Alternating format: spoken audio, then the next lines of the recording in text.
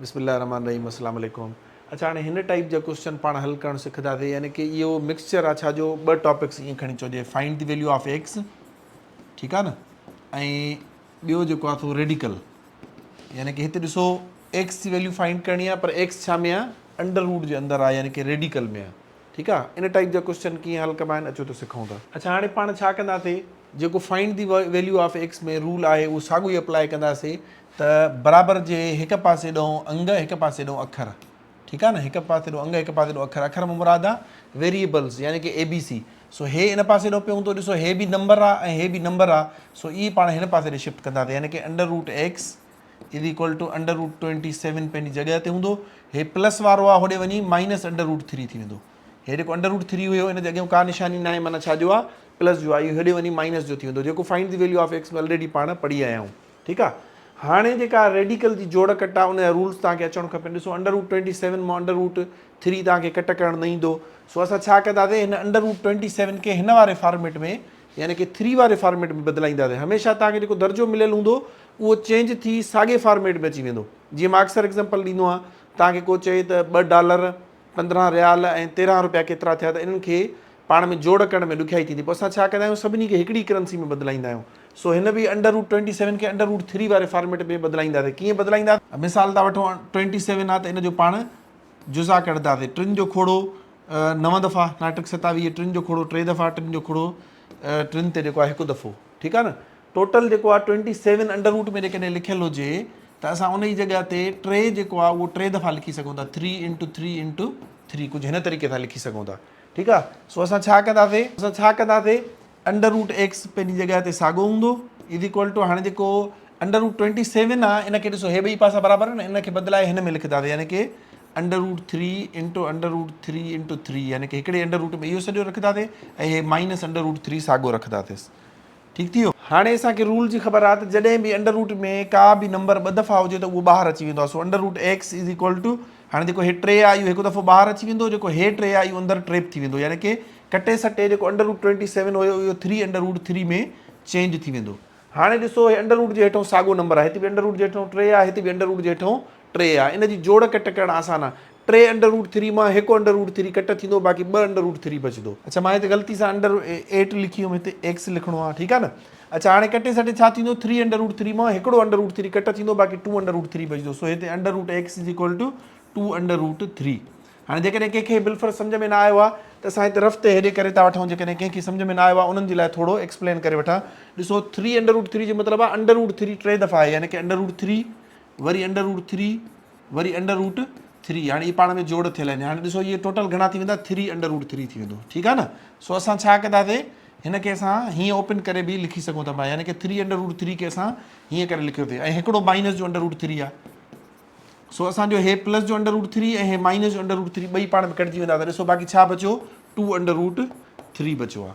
सो हिते बि असां उहो साॻियो कमु कयोसीं, 3 अंडर रूट 3 मां माइनस जो अंडर रूट 3 जेको आहे कट कयोसीं, 2 अंडर रूट 3 बचियो।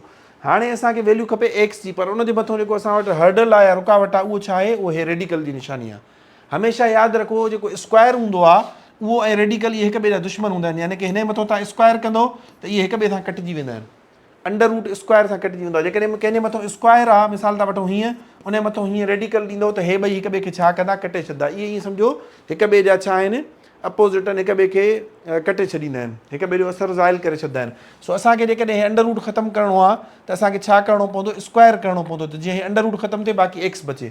हाणे असांजे अॿे जी बादशाही त आहे न, त जो असां जेको दिलि चए मैथ में कयूं, हा इहो करे सघूं था पिया त बराबरि जे ॿिन्हिनि पासनि ॾे साॻियो फंक्शन या साॻियो बार रखूं। जीअं मां अक्सर मिसाल ॾींदो आहियां त हिन पासे ॾों किलो खंडु आहे, हिन पासे ॾों किलो जो वटि पियो आहे, तव्हां छा कंदो, हेॾो अधु किलो खंडु वधाईंदो त हेॾो अधु किलो जो वटि बि वधाईंदो, जीअं ॿई 1.5 किलो हुजनि, पोइ बराबरी बरक़रार रहंदी। सो हिते बि असां साॻियो कमु कंदासीं, बराबरि जे ॿिन्हिनि पासनि ॾों साॻियो फंक्शन, यानी कि हेॾो बि स्क्वायर कंदासीं, हिन पासे ॾों बि स्क्वायर कंदासीं, ठीकु आहे। उन सां छा थींदो त हे जेको हे स्क्वायर हे अंडर रूट पाण में या रेडिकल जी जेका निशानी आहे उहा पाण में कटिजी वेंदी, बाक़ी छा बचंदो वञी करे एक्स, ऐं हिन पासे ॾों स्क्वायर जो मतिलबु इहो आहे 2 अंडर रूट 3, 2 अंडर रूट 3 खे 2 अंडर रूट 3 सां 2 दफ़ा ज़रब कंदासीं। स्क्वायर जंहिंजे मथां हूंदो आहे उहो 2 दफ़ा ज़रब थींदो आहे न, ठीकु आहे न। सो असां जॾहिं ज़रब कंदासीं त अंग अंग सां ज़रब थींदो, 2 × 4, ऐं हे जेको अंडर रूट 3 आहे इहो अंडर रूट में 2 दफ़ा ईंदो, हीअं लिखी सघूं था जॾहिं ॿ दफ़ा ईंदो त इहो बि ॿाहिरि अची वेंदो, यानी कि कटे सटे 4 × 3 थी वेंदो, यानी कि हे जेको √3 ॿ दफ़ा हुयो इहो ॿाहिरि आज़ादु थी वेंदो, हिकु दफ़ो 3 अची वेंदो, उहो चइनि सां मल्टीप्लाई थींदो, ठीकु आहे न। 4 × 3 12 अची वेंदो। सो x = 12, हे असांजो छा आहे आंसर आहे, ठीकु आहे। होपफुली तव्हांखे सम्झ में अची वियो हूंदो। हिकिड़ो ॿियो क्वेश्चन कंदासीं पोइ अञा सम्झ में ईंदो। मां हिकु दफ़ो प्रोसेस रिपीट थो कयां। Find the value of x में साॻियो ई फार्मूलो या साॻियो उसूल, हे √3 या रेडिकल 3 होॾे खणी वियासीं, उन खां पोइ इन्हनि खे हिकिड़े फॉर्मेट में बदिलायोसीं। हे √3 में हुयो न, त हिन खे बि √3 वारे फॉर्मेट में खणी आयासीं। सिंपली उन जा जुज़ा कढियासीं त 3 √3 अची वियो। 3 √3 मां हिकु दफ़ो कट कयोसीं, बाक़ी असांजो बचो 2 √3। पोइ असां छा कयोसीं, हाणे मिसाल हे 2 √3 आहे ऐं हिन पासे √x हुयो, त असां छा कयोसीं, हे बराबरि हुयो, असां छा कयोसीं ॿिन्हिनि पासनि ॾांहुं स्क्वायर करे छॾियोसीं, हेॾो बि स्क्वायर कयोसीं ऐं हिन पासे ॾों बि स्क्वायर कयोसीं। हाणे बराबरी बरक़रार हूंदी, छो जो बराबरि जे ॿिन्हिनि पासनि खे हिकु जेतिरो वधायो आहे, हिकु जेतिरी कसु ॾिनी आहे, ठीकु आहे न। सो हिन पासे ॾों त हुनजो इम्पैक्ट इहो थींदो त हे 2 ऐं हे रेडिकल कटिजी वेंदो, बाक़ी असांजो छा बचंदो, वञी करे x बचंदो। हेॾे असां डायरेक्ट नथा कटे सघूं, इन करे असां सिंपली छा कंदासीं, मल्टीप्लाई कंदासीं। हिते बि साॻियो कमु थियो आहे बेसिकली, हिते बि छा थियो आहे, √x, हिते √x। मथां कंहिंखे ज़हन में हुजे त हे हिक ॿिए सां छो था कटिजनि, हाणे उहो सम्झायां थो पियो त जंहिंजे मथां स्क्वायर हूंदो आहे उहो 2 दफ़ा ज़रब थींदो आहे। जॾहिं 2 दफ़ा ज़रब कंदासीं, तव्हांखे ख़बर आहे अंडर रूट में जेका शइ 2 दफ़ा हूंदी आहे उहो हिकु दफ़ो ॿाहिरि अची वेंदी आहे। असां डायरेक्टली हिते ईअं कयोसीं, पर तव्हां सिंपली छा कंदो, कंहिंजे मथां स्क्वायर हूंदो तव्हां रेडिकल खे डायरेक्टली कटे सघो था पिया। सो हिते बि हिते तव्हां डायरेक्टली इन करे न कटींदो, 2 कोएफिशिएंट में पियो आहे। तव्हां सिंपली हिनखे 2 √3 खे 2 √3 सां 2 दफ़ा मल्टीप्लाई कंदो। जॾहिं मल्टीप्लाई कंदो त कोएफिशिएंट पाण में ज़रब थींदा आहिनि, 2 × 4 √3 ज़रबिया √3 जॾहिं 2 दफ़ा ज़रब थींदो त हे थी वेंदो, हे पाण में मल्टीप्लाई कंदासीं 4 ऐं हे जॾहिं पाण में मल्टीप्लाई थींदो त इहो थी वेंदो 3। मिसाल मां तव्हांखे चवां √2 ज़रबिया √2 जवाबु छा ईंदो, तव्हां चवंदो हिन जो जवाबु 2 ईंदो। तव्हांखे चवां √x ज़रबिया √x, इन जो जवाबु छा ईंदो, तव्हां चवंदो हिकु दफ़ो, यानी कि 2 दफ़ा जेका शइ रेडिकल में ज़रब थींदी उहा हिकु दफ़ो ॿाहिरि अची वेंदी आहे। सो हिते बि ईअं थिए थो, √3 ज़रबिया √3, हे 3 हिकु दफ़ो ॿाहिरि अची वियो, 4 × 3 = 12, हे असांजी x जी वैल्यू अची वई 12, हे असांजो छा आहे आंसर। ऑप्शन में ॾिसंदासीं, ऑप्शन सी में असांजो 12 पियो आहे, ठीकु आहे। हाणे जॾहिं बि तव्हांखे मां का शइ हल कराईंदो आहियां त उनजो मक़सदु इहो न हूंदो आहे त इहो हिकिड़ो क्वेश्चन हल कयो, उनजो मक़सदु इहो हूंदो आहे त इन टाइप जा क्वेश्चन तव्हां हल करे वञो। हाणे हिकिड़ो ॿियो इन टाइप जो कयूं था, उन खां पोइ तव्हांखे प्रैक्टिस क्वेश्चन ॾियां थो, तव्हां उहे हल कंदो। हाणे हिकिड़ो ॿियो इन ई टाइप जो क्वेश्चन आहे, हिन में find the value of x चयल आहे, पर x छा में पई आहे, रेडिकल में पई आहे, अंडर रूट में आहे।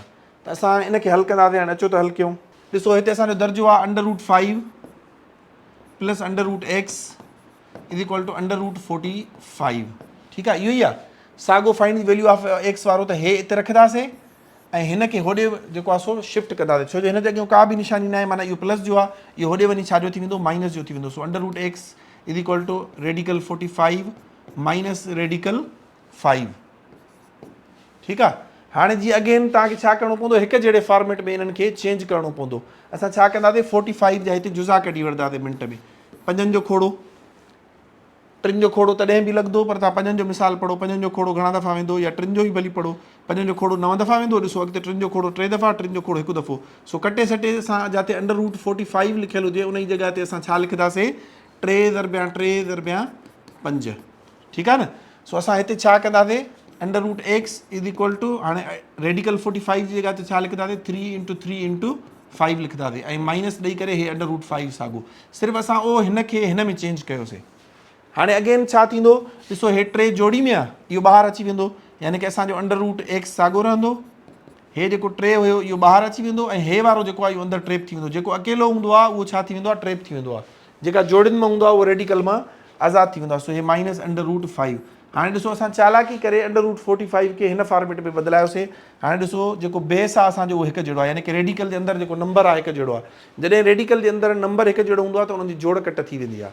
जीअं मिसाल वठूं असां हिते 3 √5 - 2 √5, हाणे इहो त पाण में जोड़ कट थींदो, छाजे करे रेडिकल में ॿिन्हिनि वटि 5 पियो आहे। पर जेकॾहिं हीअं हुजे हा 3 √5 - 2 √3 हुजे हा, हाणे हिननि जी पाण में जोड़ कट न थींदी, छाजे करे हिते अंडर रूट जे हेठां 5 पियो आहे, हिते 3 पियो आहे, ठीकु आहे न। सो हिकु जहिड़े फॉर्मेट में चेंज कयो, हे √5 में हुयो त हिनखे बि √5 में चेंज कयो। हाणे सिंपली हिन जे अॻियां कोएफिशिएंट कुझु न आहे, माना हिकु आहे। 3 √5 हुजनि ऐं उन में जो हिकिड़ो कट थी वेंदो, बाक़ी 2 √5 बचंदा। माना हिनखे जेकॾहिं असां रफ में कयूं त इहो कुझु हिन तरीक़े जो √5 + √5 + √5, इहो 3 दफ़ा थी वियो हे वारो, ऐं हिकु दफ़ो हे वारो असां लिखंदासीं इहो माइनस में आहे, -√5। सो हे प्लस ऐं माइनस हिकु दफ़ो हे पाण में कटिजी वेंदा, बाक़ी ॾिसो 2 दफ़ा √5 बचियो। सो हिते असांजो under root x is equal to जॾहिं हीअ कट थींदी 3 अंडर रूट 5 जेको आहे 3 दफ़ा आहे उन मां हिकु दफ़ो कट थींदो असांजो बचंदो 2 अंडर रूट 5।